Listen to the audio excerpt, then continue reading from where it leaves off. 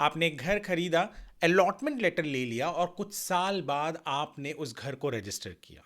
अब टैक्स के लिए कौन सी स्टैम्प ड्यूटी पकड़ी जाएगी? जो आपने अलॉटमेंट लेटर जब लिया और कुछ पैसे दिए थे उस वक्त की, या आपने कुछ सालों बाद जब घर को रजिस्टर किया बड़ी हुई स्टैम्प ड्यूटी जो होती है उसको?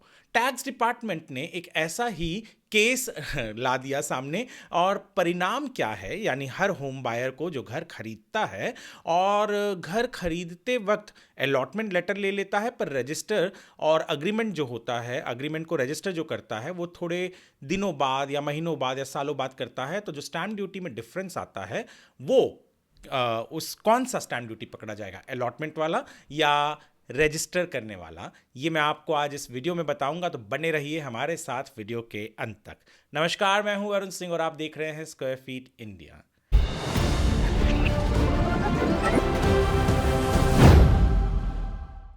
आज जब हम बात करने वाले हैं वो बात है बहुत इम्पॉर्टेंट, क्योंकि ये बहुत से होम बायर्स से कनेक्टेड है। दरअसल हम जब घर बुक करते हैं तो हम घर बुक करते वक्त अलॉटमेंट लेटर ले लेते हैं, बिल्डर से कुछ पैसे दे देते हैं, और काम थोड़ा आगे बढ़ने के बाद, जिसमें कई बार कुछ महीने लग जाते हैं, कई बार साल लग जाते हैं, उसके बाद में रजिस्टर करते हैं।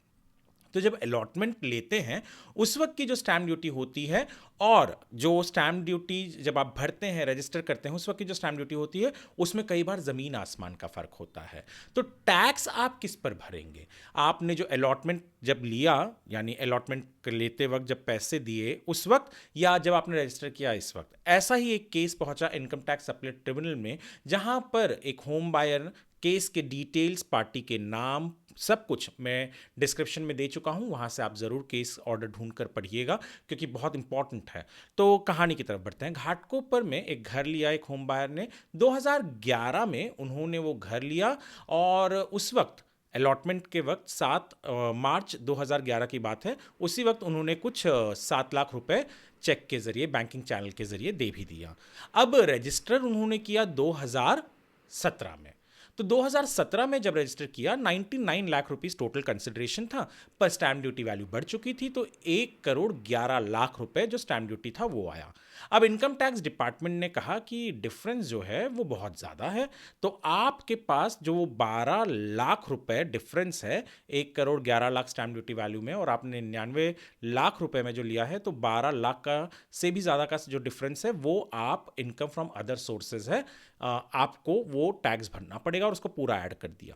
इनकम टैक्स अपीलेट ट्रिब्यूनल में ये केस गया। इस दरमियान जो होम बायर्स थे उन्होंने समझाने की कोशिश की, पर केस आगे बढ़ा। तो इनकम टैक्स अपीलेट ट्रिब्यूनल में उन्होंने कहा कि सर जी देखिए, हमने 2011 में घर लिया था, उस वक्त तो स्टैम्प ड्यूटी वैल्यू कुछ 54 लाख रुपीज़ ही थी, और हमने उस वक्त भी चेक दिया है, बैंकिंग चैनल के थ्रू ही हमारे पैसे गए हैं, और ये सब कुछ सामने है। पर फिर भी इनकम टैक्स डिपार्टमेंट सुन नहीं रहा। इनकम टैक्स डिपार्टमेंट ने कहा कि नहीं, आपने 2017 में रजिस्टर किया है तो हम वही पकड़ेंगे।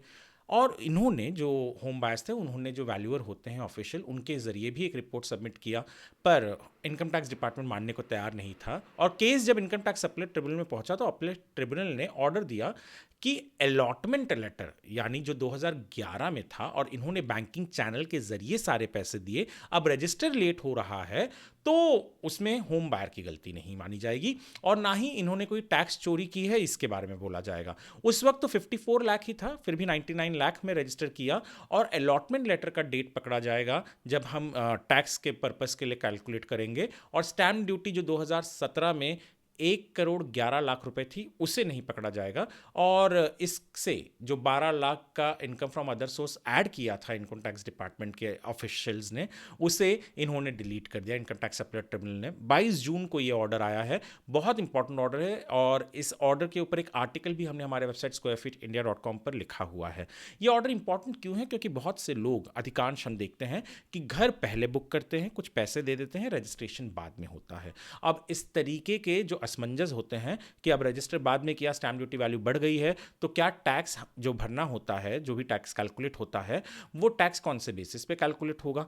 तो ये इनकम टैक्स का नोटिस अगर इस तरीके से आता है और आपने इस तरीके से किया तो आपको डरने की ज़रूरत नहीं है। आपको अलॉटमेंट लेटर जिस दिन का आपका डेट का है और आपने अगर बैंकिंग चैनल के ज़रिए पैसे दिए हैं, यानी कोई भी गोंडागोल नहीं किया है इसके अंदर, तो कुछ डरने की ज़रूरत नहीं है। बहुत इंपॉर्टेंट चीज़ है ये, इसलिए हमने ये वीडियो बनाया है। यदि आप हमारे इस वीडियो को स्क्वायर फिट इंडिया के यूट्यूब चैनल पर देख रहे हैं तो हमारे चैनल को सब्सक्राइब करना ना भूलें। फेसबुक पर देख रहे हैं तो फॉलो ज़रूर करें। वीडियो को आप हो सके तो लाइक करें, शेयर करें ज़्यादा से ज़्यादा लोगों के साथ, ताकि उन्हें समझ में आ सके। जो होम बायर्स हैं, जिन्हें डर लगता है, जिन्हें नहीं पता है कानून, तो उन तक आप ये चीज़ पहुंचा सकेंगे। आप उनकी भी मदद करेंगे, खुद की भी मदद करेंगे। तो वीडियो को आप सेव भी करके रखें और वीडियो देखने के लिए आपका धन्यवाद।